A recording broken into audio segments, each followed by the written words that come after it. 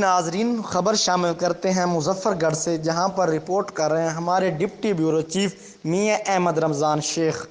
Sweden میں قرآن مجید کی بے حرمتی کا واقعہ انتہائی دل خراش، قابل مذمت اور شرمناک ہے۔ سردار دلاور خان کھیڑا۔ تفصیلات کے مطابق جوانہ بنگلہ پر قرآن پاک کی بے حرمتی کے حوالے سے پاکستان تحریک انصاف اور تحریک منہاج القرآن کے زیر اہتمام پرامن احتجاج کیا گیا۔ احتجاج کی قیادت تحریک انصاف کے یوتھ صدر سردار دلاور خان کھیڑا نے کی۔ احتجاج میں پاکستان تحریک انصاف، تحریک منہاج القرآن کے ورکرز نے شرکت کی۔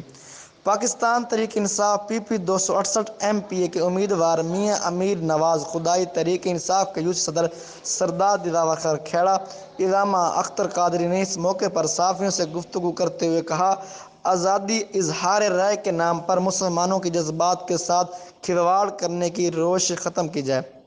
مسلمان حرمت رسول صلی اللہ علیہ وآلہ وسلم اور حرمت قرآن کی خاطر اپنی جان تک قربان کرنے کو تیار ہیں۔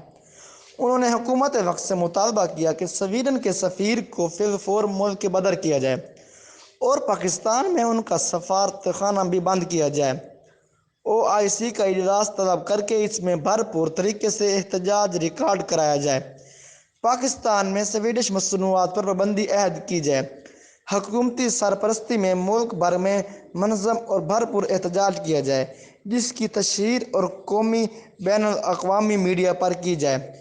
انہوں نے کہا کہ اگر حکومت فوری طور پر ان مطالبات پر عمل پیرا نہیں ہوگی تو عوامی رد عمل کا سامنا کرنا پڑے گا۔